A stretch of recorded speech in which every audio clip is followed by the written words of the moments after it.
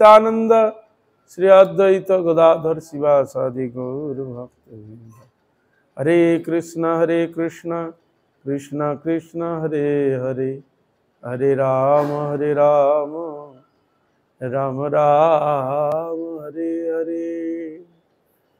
सर्वप्रथम अस्मदि गुरुपाद पद्म जगद्गुरु त्रैला प्रभु भक्तिवेदांत बावन गोसाई गुरु महाराज, शिल पटक गोसाई गुरु महाराज, भक्ति प्रज्ञान केशव गोसाई ठाकुर, सपार्षद भक्ति सिद्धांत सर्व गोसाई ठाकुर प्रभुपाद, गौर किशोर दास बाजी महाराज, भक्ति विनोद ठाकुर, जगन्नाथ दास बाजी महाराज, षड़ गोस्वामी, शाहपरिकर, गौर नित्यानंद प्रभु, सपार्षद राधा गोविंद गोपीनाथ मदन मोहन राधा विनोद बिहारी, सकल भगवत अवतार जीवगण तदीय परिकर बिंद, अर्चा मूर्ति समूह, गंगा जमुना तुलसी महारानी, भक्ति देवी भक्ति शास्त्र जीव चरण कमल अधमेर भक्तिपूर्ण अनंत अनंत कोटि साष्टांग दंडवत प्रणाम पूर्वक ताहादेर अहैतु कृपा आशीर्वाद प्रार्थना करी। परम पूजनीय वैष्णव बृंद वैष्णवी बृंदा सकल भक्त वैष्णव बृंदेर चरणे अधमेर यथायोग्य दंडवत प्रणति ज्ञापन पूर्वक आपनादेर अहैतु कृपा आशीर्वाद प्रार्थना करी। आपनारा कृपा करुन आशीर्वाद करुन যেন নিত্যকাল হরি গুরু বৈষ্ণবের মহিমা গুণগান কীর্তন করে আমার নরাধম পাপিষ্ট জনকে যেন আমি ধন্য করতে পারি। হইয়াছেন হইবেন প্রভুর যত দাস সবার চরণ বন্ধ দন্তে করি। জয় শ্রী রাধা মাধব, জয় শ্রী রাধে, জয় শ্রী রাধে, জয় শ্রী রাধে।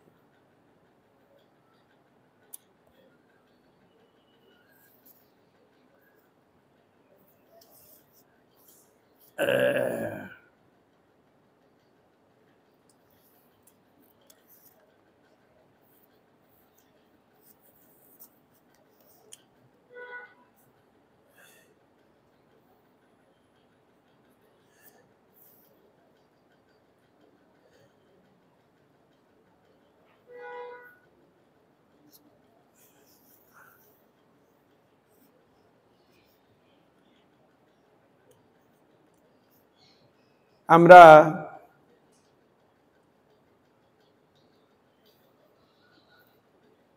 শ্রী গৌড়ীয় বৈষ্ণব তীর্থ দর্শন থেকে আমরা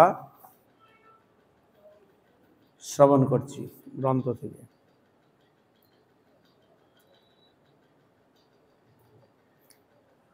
এখন আমরা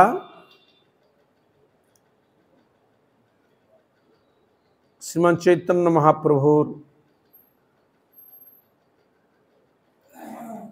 পরিকরের কথা আমরা শ্রবণ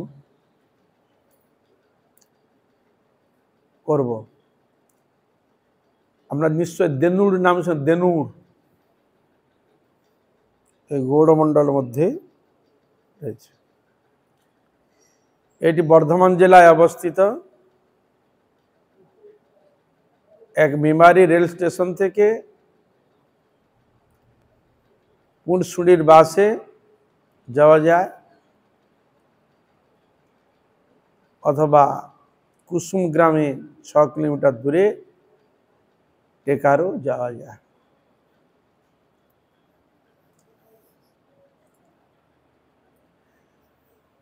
তা দেনুড়ের ব্যাপারটা কি না, বেশাবতা বৃন্দাবন ঠাকুরের অদ্ভুত কৃতিত্ব শ্রী চৈতন্য ভাগবত লিখিত হয়। দেনুর এই চৈতন্য ভাগবতের কথা বলতে গিয়ে সেখানে বলেছেন শ্রীল কৃষ্ণ দ্বৈপায়ন বেদ ব্যাস তিনি ভগবান শ্রীকৃষ্ণের অপ্রাকৃত লীলা প্রকাশ করেছিলেন। তাছাড়া বেদকে তিনি বিভাগ করেছিলেন, বিস্তার করেছিলেন। তিনি আবার শ্রীমৎ চৈতন্য মহাপ্রভুর তাহার অপ্রাকৃত প্রেমদান লীলার অতিমর্ত লীলা সমূহকে জগতের কাছে প্রকাশ করবার জন্য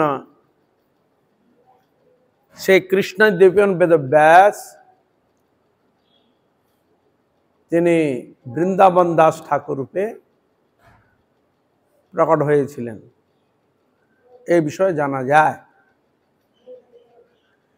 কৃষ্ণলীলার ব্যাস ছিল কৃষ্ণ দ্বৈপায়ন ব্যাস,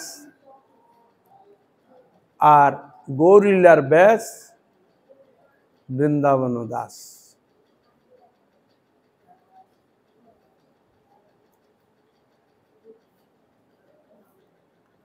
তিনি চৈতন্য ভাগবত, আগে ছিল চৈতন্য মঙ্গল, পরবর্তীকালে নাম হয় চৈতন্য ভাগবত। কেন?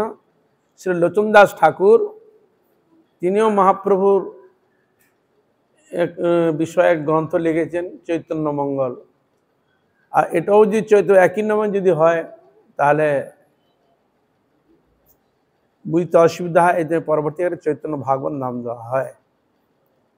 যা আরেকজনও লেখা দেখলাম এটা লিখিতের মধ্যে, সেখানে শ্রীকৃষ্ণ চৈতন্য ভাগবত, বুঝলেন। আর একটা গ্রন্থ দেখলাম মানে লিখিত রয়েছে, গ্রন্থ হাতে পায় লিখিত রয়েছে, সেটাও মহাপ্রভুর একজন পরিকর লিখেছিলেন, শ্রীকৃষ্ণ চৈতন্য ভাগবত। আর এখানে যে চৈতন্য ভাগবত, ওখানে শ্রীকৃষ্ণ চৈতন্য ভাগবত। কত গ্রন্থ কোথায়, সবকে আর জানা যায়, যেখান থেকে যতটুকু পাওয়া যায়। তাই ছিল বৃন্দাবন দাস ঠাকুর এই চৈতন্য ভাগবত তিনি লিখেছিলেন। তারও স্থান আছে দেনুর মন্দির, অত্যন্ত সুরম্য ছিল। বৃন্দাবন দাস ঠাকুরের সেবিত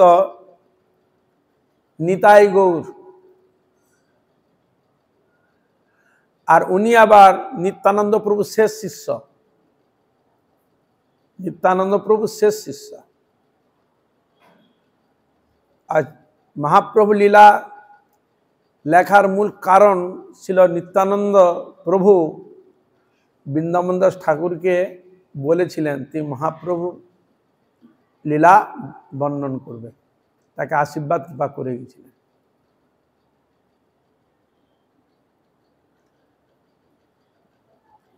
তাই তাঁর সেবিত বিগ্রহ হচ্ছে গৌর নিতাই।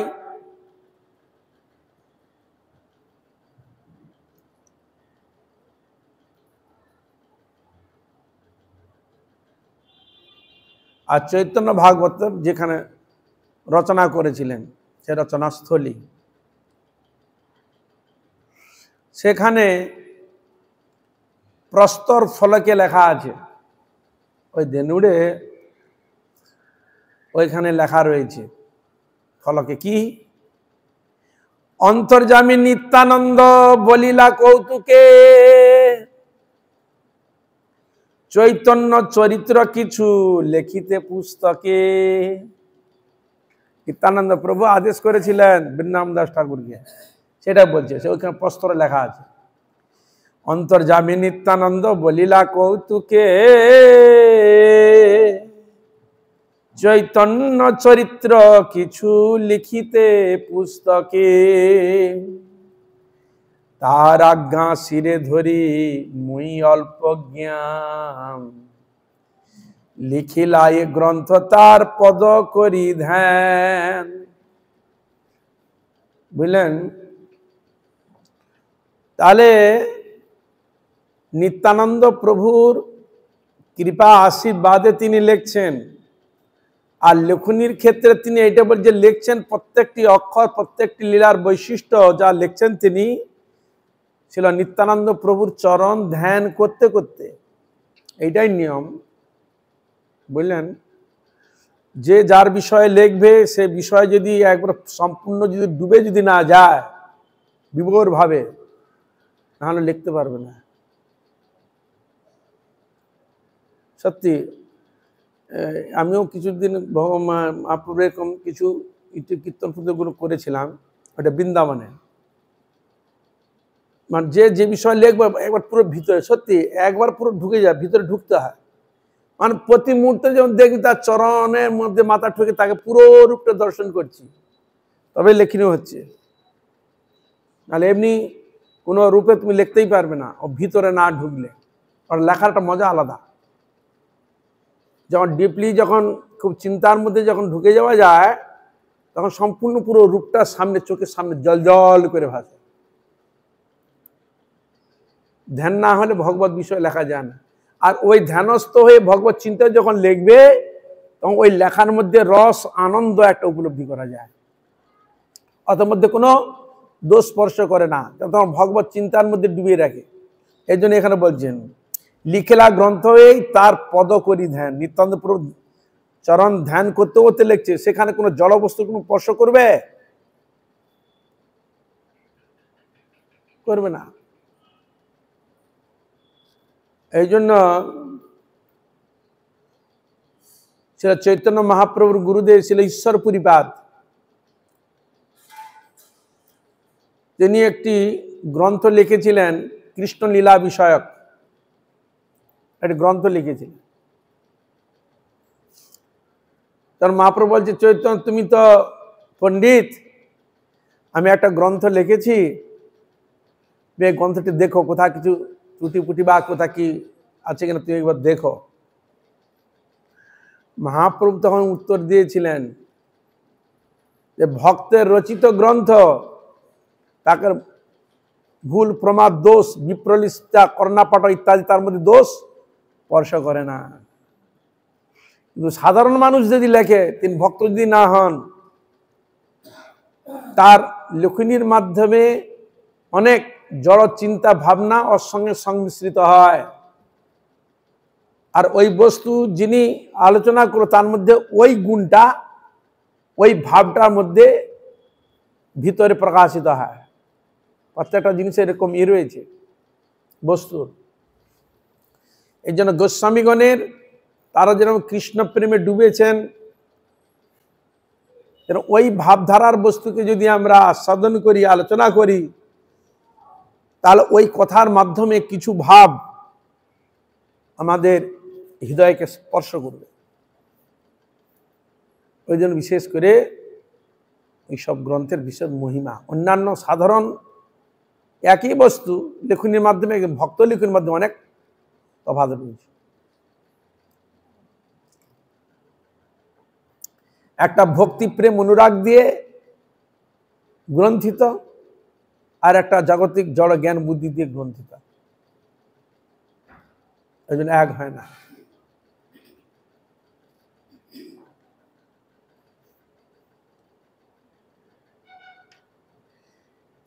তাহলে ভক্ত রচিত গ্রন্থের মধ্যে কোনো দোষ ত্রুটি তার মধ্যে স্পর্শ করে না। কিন্তু সাধারণ ক্ষেত্রে কিন্তু ভক্ত যদি না হয়, তার লেখনীর মধ্যে অনেক কিছু দোষ ত্রুটি স্পর্শ হতে পারে।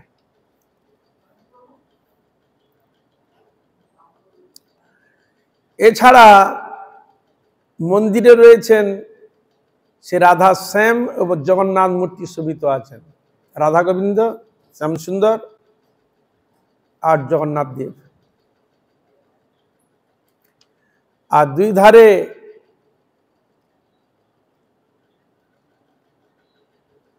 পুষ্করিণী রয়েছে। পুষ্করিণীতে ধরা পুষ্করিণী, আর আম বাগান, কত গাছ সুরম্য করে রেখেছে স্থানকে।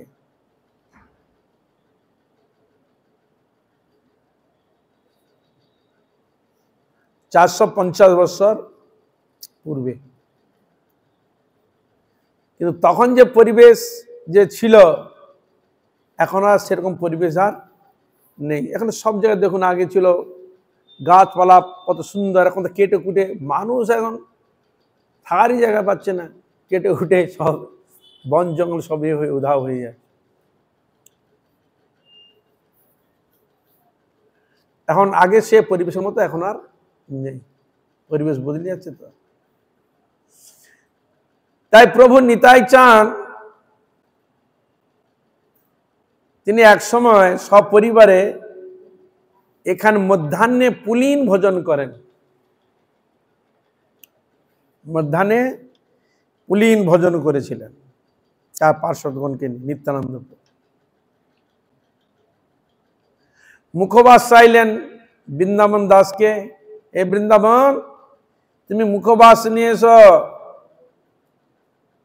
অর্থাৎ হরিতকি। হরিতকি তখন তো হরিতকি খুব প্রচলন ছিল, খাওয়ার পর একটু হরিতকি।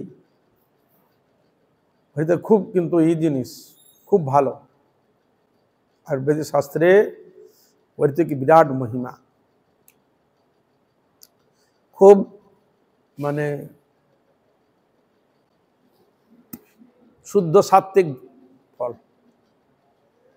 ভগবান হরিসেবা থেকে আরম্ভ করে সবে, পূজা চূজা থেকে আরম্ভ করে সবেই লাগছে হরিতকি, মাঙ্গলিক জিনিস।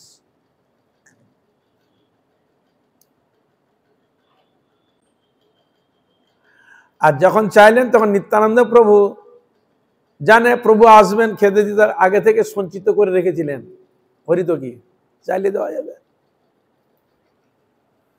হরিতকি দেন। লীলাময় শ্রী নিতাই চাঁদ কঠোর আদেশ করেন, ওই যে বলেছে সঙ্গে সঙ্গে দিয়েছে, তখন বলছে তোমার সঞ্চয় বুদ্ধি যাচ্ছে না, সঙ্গে সঙ্গে বের করে দিচ্ছে, তো আমরা সঞ্চয় না থাকলে দিবে কোথা থেকে? ভক্তের বৈশিষ্ট্য হচ্ছে এই, প্রভু সেবা করতে গেলে প্রয়োজন হবে তো এই জন্য আগে থেকে তৈরি থাকে, এই হলো ভক্তের বৈশিষ্ট্য। নেই খুঁজে নিয়ে আয় রে, কোথায় আছে নিয়ে আয় রে, তখন যে পাগলের মতো ছুটবে, কোথাও তো পাবে কোথাও নাও পেতে পারে। কিন্তু ভক্ত এই বিষয়ে ভগবানের সেবার জন্য সবসময় সতর্ক। আজ কি দেবো, কালকে কি দেবো, আজ তো দেওয়া হয়েছে, কালকে কি দেবো, আগে থেকে তার ব্যবস্থা তৈরি হয়ে যায়। এই হলো ভক্তের বৈশিষ্ট্য, প্রভুকে কি সেবা দেবো আগে থেকে সংগ্রহ। তাই ভক্ত তার এই নিয়ম করেছিলেন, তা আগে থেকে রেখেছিলেন। তাই মহাপ্রভু নিত্যানন্দ প্রভু যখন চাইলেন তখন তাকে হরিতকি দিলেন সঙ্গে সঙ্গে। আর সঙ্গে সঙ্গে যখন দিয়েছে তখন নিত্যানন্দ প্রভু বলছেন তোমার কি সঞ্চয় বুদ্ধি যাচ্ছে না? এত সঞ্চয় রেখে যে বলার সঙ্গে সঙ্গে তুমি নিয়ে চলে এলে। অনেকে সঙ্গে যেত, উনি বলতো তোমার আমার সঙ্গে যেতে হবে না, কেন? তোমার এখন সঞ্চয় বুদ্ধি যায়নি, এখানে থাকো, এখানেই থেকে যাও,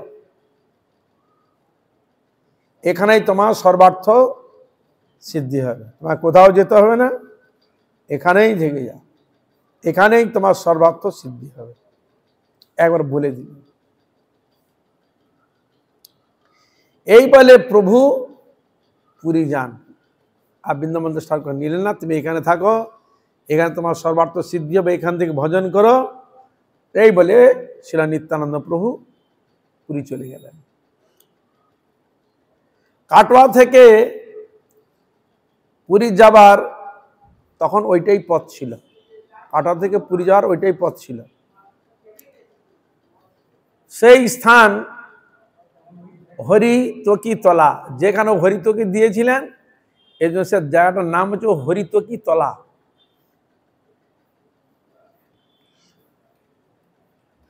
আর বাঁধানো শ্রীমন্দির নিত্যানন্দ প্রভুর পাদপীঠ পূজিত হচ্ছেন, সেখানে নিত্যানন্দ প্রভুর পাদপীঠ রয়েছে।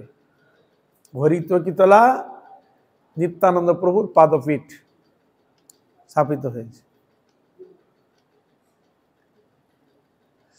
সেখানে 1366 সালে বাংলার আষাঢ় মাসে পূজার মন্দির নির্মিত হয় বলে লেখা আছে। আর একটি বিশাল বটবৃক্ষ সেই স্থানকে আরো আকর্ষণ করেছে। প্রত্যেকটি তীর্থক্ষেত্রে দেখা যায় বটবৃক্ষ সব জায়গায় রয়েছে, বটবৃক্ষ থাকে, তমাল বৃক্ষ থাকে। এসব বৃক্ষগুলো সাক্ষী স্বরূপে একটা পরিবেশ আলাদা তৈরি, একটা ভজনীয় আর একটা দৈবিক ভাবকে প্রকট করে, সাক্ষী স্বরূপে দেখলেই মন একটা দৈবিক একটা ভাব হৃদয়ে প্রকাশিত হয়।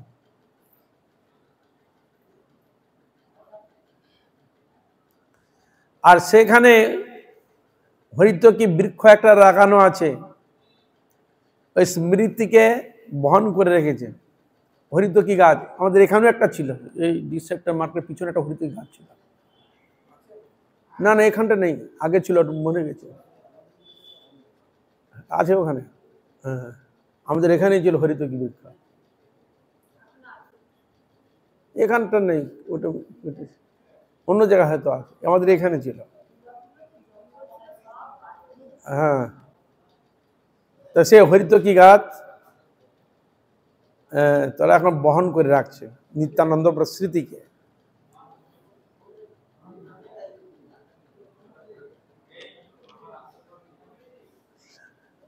আর ওইখানে সে রামহরি মাহান্ত দেখেন বৃন্দাবন দাসের আরতি হাহা বিলাপ, যখন নিত্যানন্দ প্রভু যখন চলে গেলেন তো বৃন্দাবন হাহা বিলাপ করছে, নিত্যানন্দ প্রভুর বিরহে বিলাপ করতাম।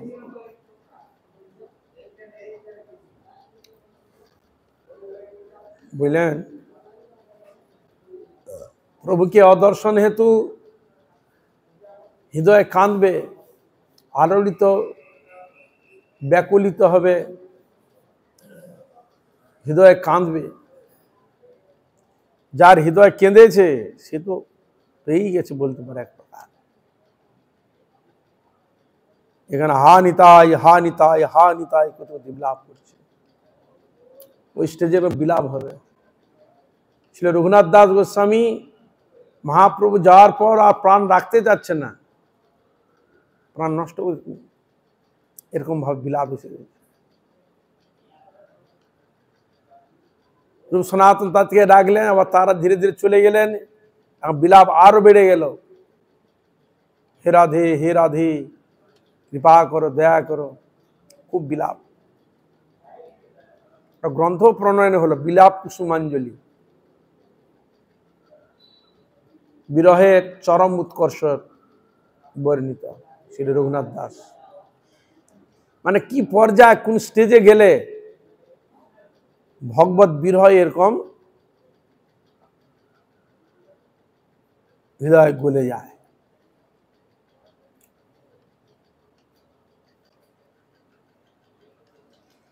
তাই মা নিত্যানন্দ প্রভু যখন চলে গেলেন তখন হা হা করতে বিলাপ করতে করতে হা নিতাই হাই নিতাই বলতে বলতে বিলাপ করতে করতে বৃন্দাবন দাস ঠাকুর ধুলায় ঘোরাঘুরি দিতে লাগলেন।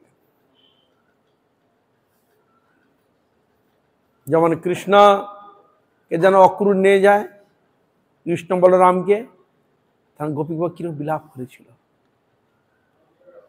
চাকা ধরে টানটানি করছে, ঘোড়া লাগাম ধরে রেখে দিয়েছে, যেতে দিবে না, শুয়ে আছে, যদি মেরে যেতে হয় আমাদের গায়ের উপর দিয়ে লেগে যাও। মানে কিরকম স্টেজে গেলে এই ভাবগুলো আসবে।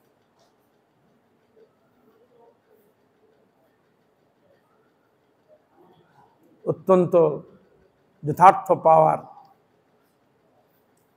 যে ব্যাপারটা, হায় হুতাশ করবে, বিলাপ করবে, ধুলায় ঘোড়াঘড়ি যাবে, সব কীর্তনগুলো।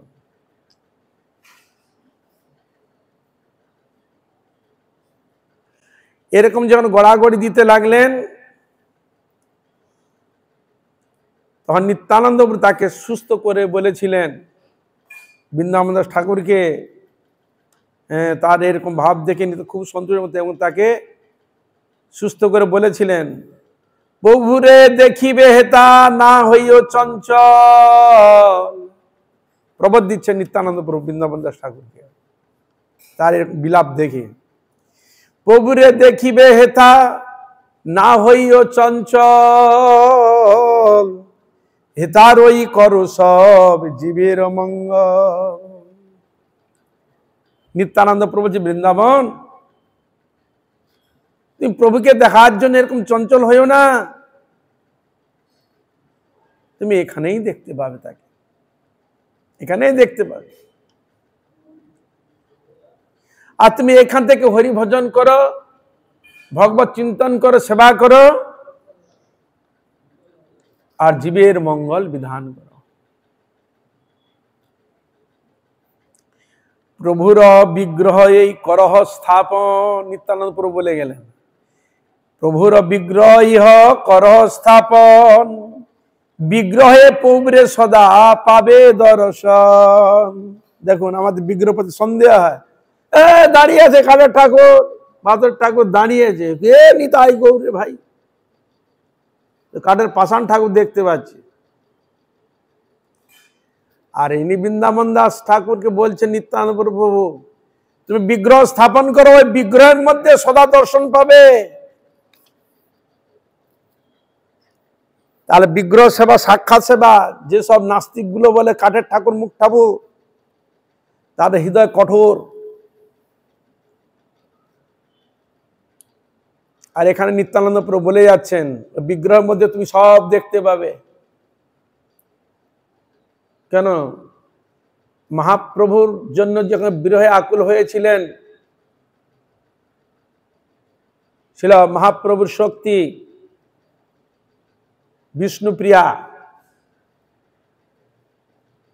তিনি ওই বিগ্রহ স্থাপন করে বলে তুমি আমার মধ্যে একে দেখতে পাবে, বিগ্রহের মধ্যে তাকে আদেশ দিয়েছিল।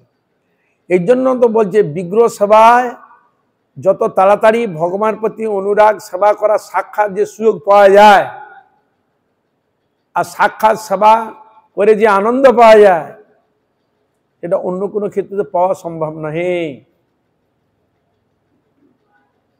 তার বহু বহু উদাহরণ রয়েছে। এই জন্য ভগবান খুব কৃপালু, দয়ালু, আমাদের মঙ্গলের জন্য সাক্ষাৎ তার অপ্রাকৃত রূপ দর্শন করার সৌভাগ্য সুযোগ দিয়েছেন। আর তিনি বিগ্রহ রূপে যদি না আসতেন, কি আমরা রাধারানীকে এই রূপে দেখতে পেতাম, না কৃষ্ণকে দেখতে পেতাম, হ্যাঁ, না নিতাই গৌরকে দেখতে পেতাম। কত সুন্দর মুটমুট করে তাকাচ্ছে, কত সুন্দর শুনছে সব কথাগুলো।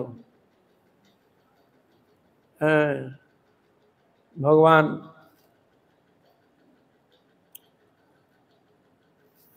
তার মুরলী ধ্বনি করছেন, কত সুন্দর।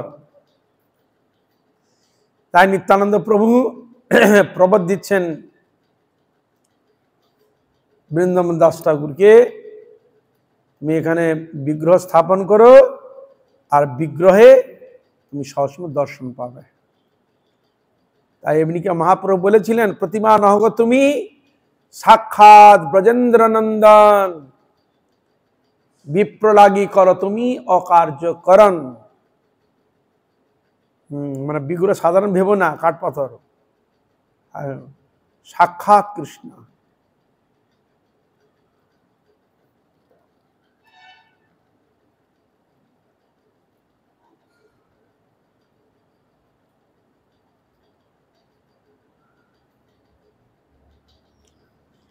তাই সেখানে নিতাই গৌর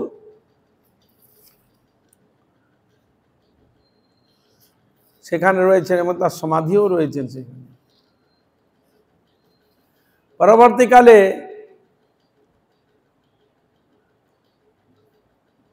বৃন্দাবন দাস ঠাকুরের লিখিত পুস্তক চৈতন্য ভাগবত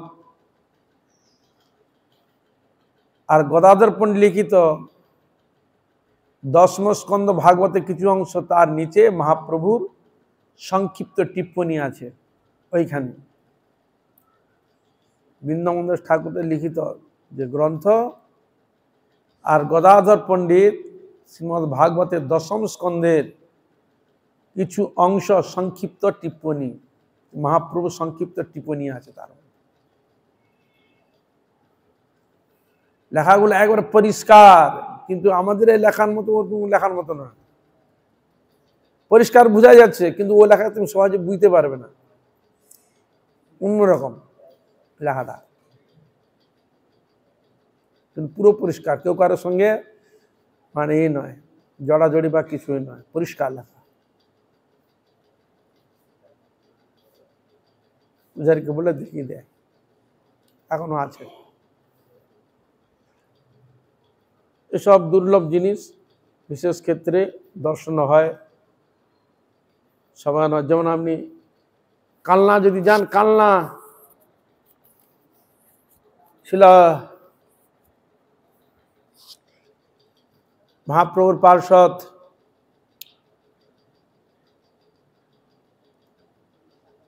হৃদয় চৈতন্যের গুরুদেব কে?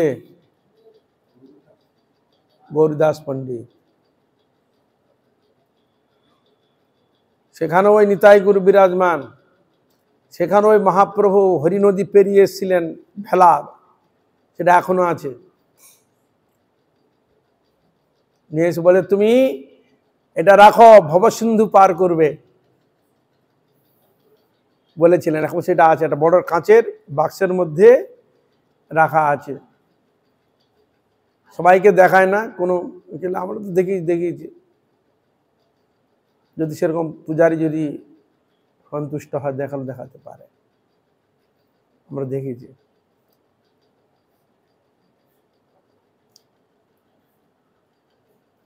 এগুলো হচ্ছে এই জিনিস, এখানেও আছে। তারপরে পুরীতে গম্ভীরায়, পুরীতে মহাপ্রভু যে ছিলেন গম্ভীরাতে, সেখানে মহাপ্রভুর ব্যবহৃত দ্রব্য আছে। মহাপ্রভু ছিলেন না বহুদিন পুরীতে গম্ভীরাতে, মহাপ্রভুর ব্যবহৃত বস্তু আছে।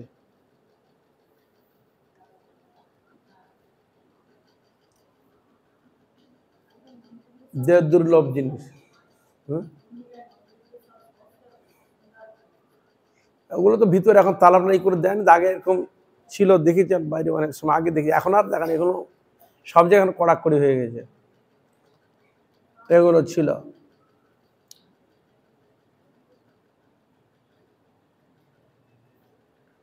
কেন, যেমন এখনো বিষ্ণুপ্রিয়ার কাছে শ্রীমন চৈতন্য মহাপ্রভুর পাদুকা খড়ম এ মাঝে মাঝে এখানে নিয়ে আসে না, নিয়ে এসে যে এখানে যে বলে এই মার্কনিতে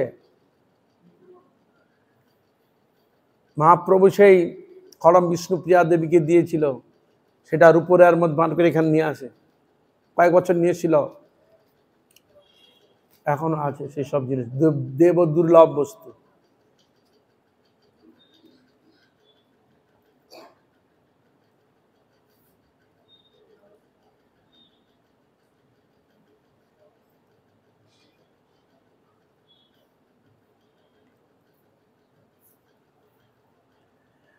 আর ওরই কিছু দূরেই কেশব ভারতী স্থান, মহাপ্রভুর গুরুদেবের সন্ন্যাস গুরুর নাম হচ্ছে কেশব ভারতী। ওরই কিছু দূরে, ওই কাছাকাছি কেশব ভারতীর স্থান। সেখানে রাধাকৃষ্ণ, গোপাল দেব, জগন্নাথ দেব নিত্য সেবিত হচ্ছেন। আর শালগ্রাম আছে 15টা শালগ্রাম,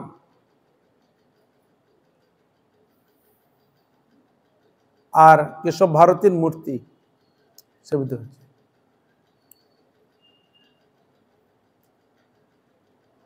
আর ওইটা হচ্ছে কেশব ভারতীর জন্মস্থান। আর ওখানে একটি শিব আছে, নাম হচ্ছে দীনেশ্বর শিব, শিবের নাম দীনেশ্বর শিব। আর তার নাম অনুযায়ী নাম হয়েছে দেনুর। দীনেশ্বরের দি আর দেনুরের নাম দেনুর। দীনেশ্বরের শিবের নাম অনুযায়ী নাম হয়েছে দেনুর।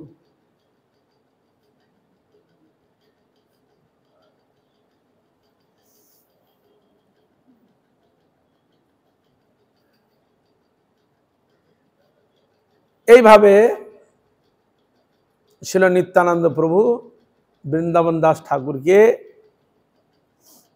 কৃপা করে তাকে ওই স্থানে থেকে হরিভজন করার কথা নির্দেশ করে দিয়েছিলেন। কেন, মন যখন এধার ওধার যখন যাবে না, মনকে স্থির করতে পারবে না। এই জন্য গুরুবর্গ যেখানে যা করে এক জানে স্থানে বসে হরিভজন করো, তাহলে কি মনটা বসবে। আজ এখানে যাবো, ওখানে যাবো, সেখানে যাবো, তখন মন ওইখানে যাবো, ওখানে যাবো, ওইখানে মন চলে গেল, হরিভজন করতে পারবে না। নাহলে গুরুদেবের কাছে মনস্থির করি নির্জনে বসিয়া কৃষ্ণ নাম গাব যবে, এটা আছে না, মন স্থির করি নির্জনে বসিয়া কৃষ্ণ নাম গাব যবে। পড়াশোনা বলুন, হরি ভজন করুন, সাধন একটা নিষ্ঠা একটা জায়গা থাকলে মন স্থির থাকবে না। এই ধারে ওখানে যাবো ওখানে যাবো সেখানে যাবো করলে মন স্থির থাকে না। নির্জন, নির্জন মানে লোকালিটি নয়। তুমি হরি ভজন করবে, লোকজন আছে, তুমি একটু চাইবে কাছাকাছি বসলে গল্প হবে হবে, তুমি কি করবে? চুপচাপ একটু স্থানে, নির্জন স্থান বসে হরি নাম করবে।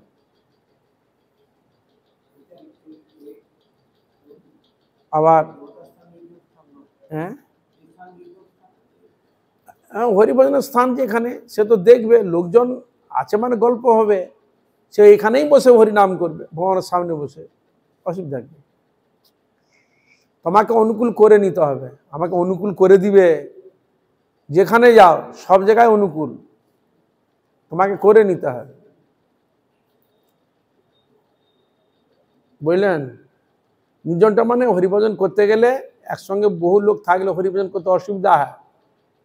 তো কথা বললো, তুমি হরিনাম করছো মনে করে, আর কিন্তু কথা বললো, কেউ কিছু আওয়াজ করলো, তোমার ভজনে বাধা আসতে পারে, মনোনিবেশ করতে অসুবিধা হয়। এই মনকে স্থির করে ভজন করতে হয়। তাই গদাধর পণ্ডিতকেও আটকে দিয়েছিলেন মহাপ্রভু, উনি তো মহাপ্রভুর সঙ্গে যেতেন। গদাধর পণ্ডিত বলতে, ঠিক আছে তুমি গোপীনাথের সেবা করো। ও গোপীনাথের সেবা করালো, ওই চটক পর্বতে গোপীনাথকে পান, বল তুমি এখানে গোপীনাথের সেবা করো, টোটা গোপীনাথ। তারা উনাকেও বসিয়ে দিলেন। তাই বৃন্দাবন ঠাকুর তো বসিয়ে দিলেন, নিত্যানন্দ বলে গেলেন না, তুমি এখানেই থাকো, এখানে বসে ভজন করো, এখানে এই বিগ্রহের মধ্যে তুমি দর্শন পাবে, এখান থেকে তুমি জীব কল্যাণ করো।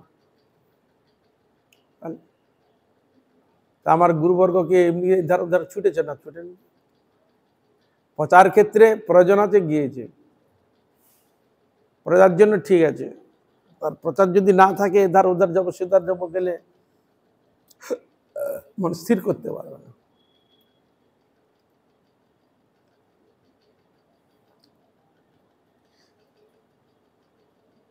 পুটসুরি এটি হচ্ছে বর্ধমান জেলায় অবস্থিত।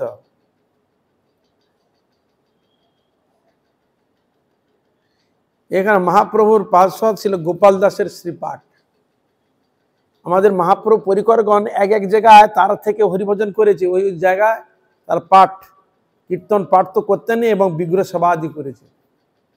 আর এটাও জানবে যেসব জায়গা মানে মন্দির হয়নি, এমনি ছিল মন্দির হয়েছে, সেসব জায়গায় জামে কোনো না কোনো ভক্ত ওই স্থানে বসে হরিভজন বা মন্দির ছিল সেখানে সাধন ভজন করেছে, তবে মন্দিরটা হয়েছে। মন্দির যেখানে সেখানে হবে না। হরে কৃষ্ণ, বুঝলেন?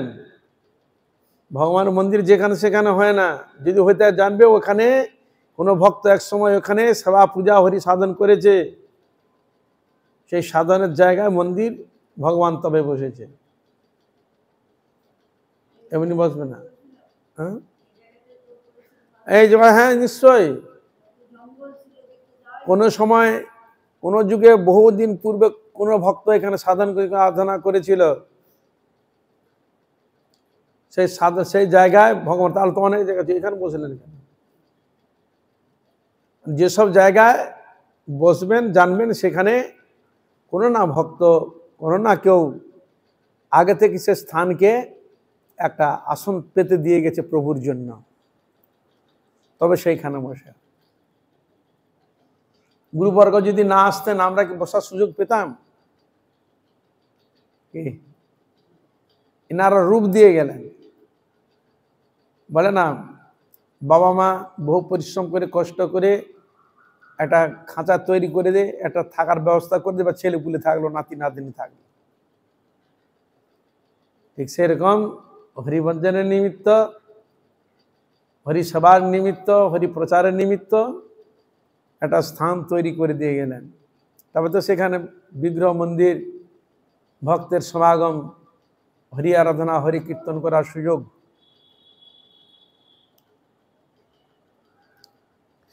তাই গোপাল দাসের শ্রীপাঠে বৈশাখী একাদশীতে আবির্ভাব কোজাগরী পূর্ণিমা তিথিতে উৎসব হয়।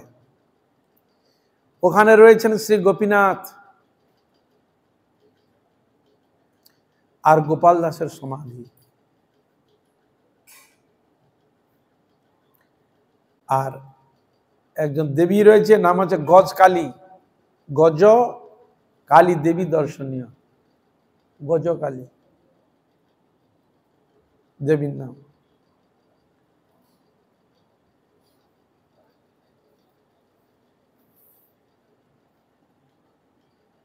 আর মহাপ্রভুর পরিকরগণ তারা ওই এধার ওধার মহাপ্রভু যখন ছিল সকালে যাতায়াত করতেন, মার সঙ্গে মিলিত হতেন, মহাপ্রভুকে নিমন্ত্রণ করতেন, তারা আসতেন। যেমন আমরা পাই বাঘনাপাড়া, নাম শুনেছে? বাঘনাপাড়া নবদ্বীপ যেতে পড়ে, বাঘনাপাড়া স্টেশন রয়েছে, ওটা কিন্তু বর্ধমান জেলা, এটা যে বর্ধমান জেলা ওটাও বর্ধমান। ব্যান্ডেল কাটোয়া লাইনে বাঘনাপাড়া। নবদ্বীপ থেকে 3টি স্টপেজ, নবদ্বীপ থেকে 3টা স্টপেজ আছে বাঘনাপাড়া। নেমে 6 কিলোমিটার বাসে বা রিক্সাতে ওই মন্দিরে যাওয়া যায়।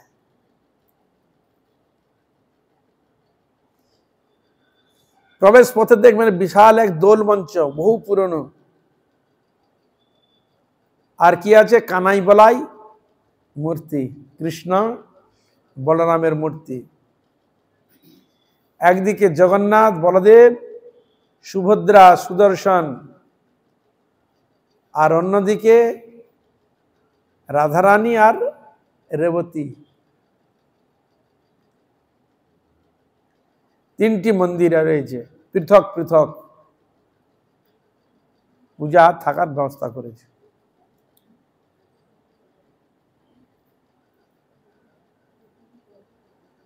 আর রাত্রিতে শয়নের সময়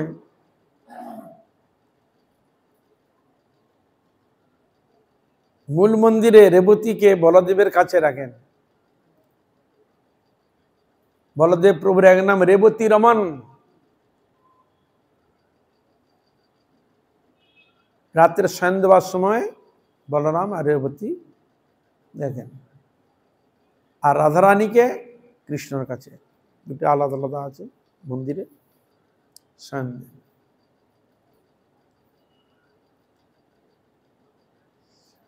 জয়ছে বীরচন্দ্র তৈছে শ্রীরামায়, জাহ্নব মাতার আজ্ঞা ইতে আন্নায়। বীরচন্দ্র আর রামাই পণ্ডিত ওই দুইজনকেই একই পুত্রবৎ দেখতেন। আর এটি জাহ্নবা মাতাই বলেছিলেন যে রামাই আর বীরচন্দ্র ইথে আন নাই, একই, দুজনেই তার নিজের পুত্রের ন্যায় তাকে এই করতেন। কেন? আর জাহ্নবা মাতার পালিত পুত্র হচ্ছে শ্রীরামাই, জাহ্নবা মাতার সন্তান নেই, এই জন্য একে নিজের পুত্র ন্যায় তাকে এই করতেন। আর বীরচন্দ্র কার? বসুধার পুত্র, জাহ্নবা মাতার সন্তান নেই। এই জন্য এই রামাই পণ্ডিতকে তিনি যে পুত্রবৎ তাকে স্নেহ করতেন। এই যে দুইজনকে এক বলছেন। ঠাকুরানী অর্থাৎ জাহ্নবা মাতা, এই আমরা কাম্যবনে গেলাম না, কাম্যবন, কাম্যবনে গোপীনাথে লীন হয়ে যান কে? জাহ্নবা মাতা। সঙ্গে কে ছিল? ওই রামাই পণ্ডিত। শ্রী রামাই পণ্ডিতকে নিয়ে জাহ্নবা মাতা सीधा वृंदावने जान विभिन्न स्थान पर भ्रमण करते करते काम्यवने के उपस्थित है और से काम्यवने गोपीनाथे संगे लीन हो जाए जन्नमामा तখন रामाई पंडित कानते कानते फिरे एलेन और যমুনা থেকে কানাই বলায় মুক্তি পান যখন ফিরে এলেন তখন যমুনা থেকে কানাই বলায় মূর্তিকে লাভ করেন আর এই স্থানে বিজয় করেন ওই কানাই বলাইকে নিয়ে যখন আসেন যে বাগনাপাড়া তখন ওই বাঘ থাকতো ওখানে খুব ঘন জঙ্গল ওই ঠাকুরকে নিয়ে এসে ওইখানে এসে উপস্থিত হয় ওখানটা নদী আছে ভালুকা নদীর তীরে রাধানগরে আসেন ভালুকা নদী আর বনে ছিল বাঘ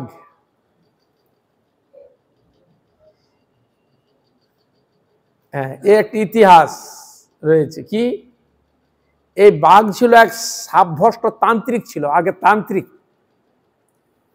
বুঝলেন এক তান্ত্রিক ছিল তিনি সাবভ্রষ্ট হয়ে বাঘ হয়ে ওখানে ছিল কি বুঝলেন একজন তান্ত্রিক ছিল সেই তান্ত্রিক সাবভ্রষ্ট হয়ে বাঘ রূপে ওখানে বসবাস করত ওই জঙ্গলে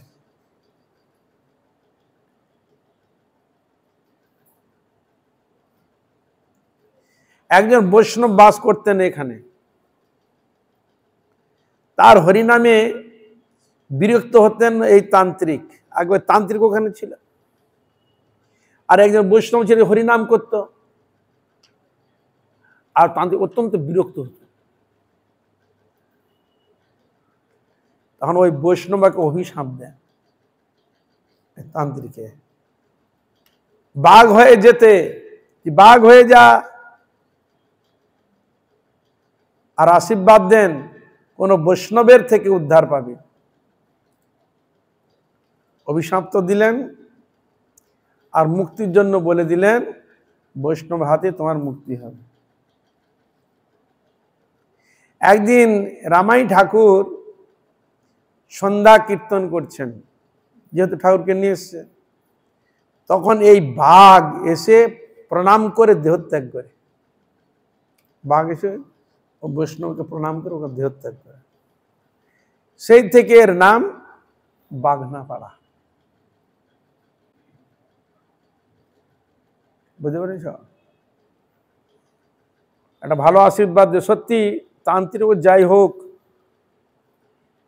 তাকে একটা আশীর্বাদ দিয়েছে বৈষ্ণব যেমন তোমাকে অভিশাপ দিয়ে বৈষ্ণবের দর্শনের দ্বারা তোমার মুক্তি হবে এরকম পরম বৈষ্ণবকে দর্শন করাম সে মুক্তি লাভ করবে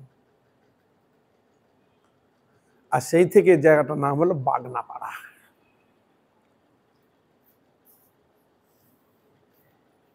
আগে কিন্তু বাগনাপাড়ার নাম ছিল না এই ঘটনা হওয়ার পর থেকে নাম হয়েছে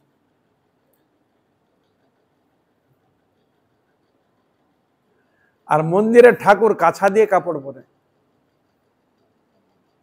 সব জায়গায় সব ক্ষেত্রে দেখা যায় না কাছে ঠাকুর পরে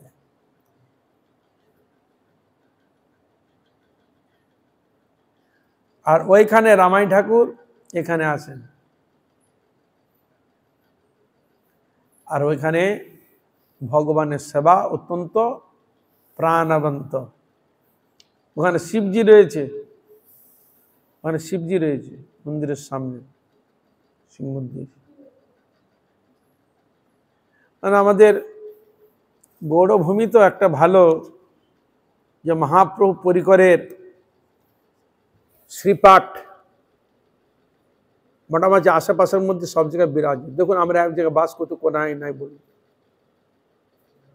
হ্যাঁ এই পাশে আছে জয়দেব হ্যাঁ কৃষ্ণ ভক্ত জয়দেবের স্থান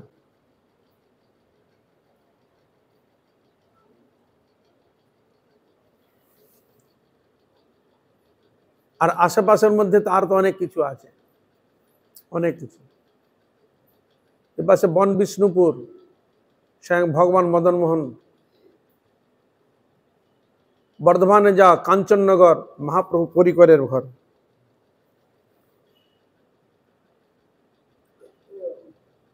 এ পাশে যাও যুধিষ্ঠির মহারাজের ভূমি পাণ্ডবেশ্বর। और पासे जाओ मयनाडाल, मयनाडाल महाप्रभुर अत्यंत एक विग्रह विराजमान। और ए पासे जाओ नित्यानंद धाम, ए पासे नवद्वीप, ए पासे काटुआ, आशेपाशेर मध्य आमादेर एरियार मध्य। ओई दिके जाओ हरिदास ठाकुर गिয়েছিলেন कुलीन ग्राम,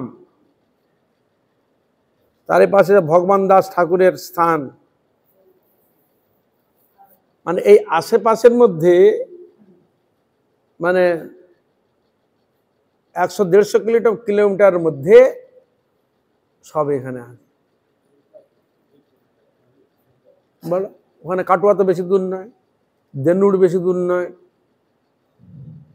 তা শ্রীনিবাস আচার্যের লীলাভূমি স্থান বেশি দূর নয়।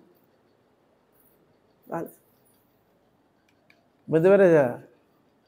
আবার এখানে রয়েছে বহু পুরনো গড় জঙ্গল, গড় জঙ্গল বল্লাল সেনের স্থান।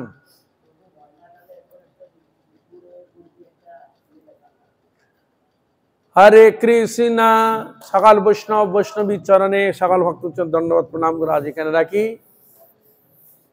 আমরা কৃপা করে আশীর্বাদ করি যে এইভাবে বাবা হরি নাম হরি কীর্তন রাধারানী গৌর হরি গুরু বৈষ্ণবের গুণগান কীর্তন নারাধাম পাপিষ্ঠ যেন ধন্য করতে পারে।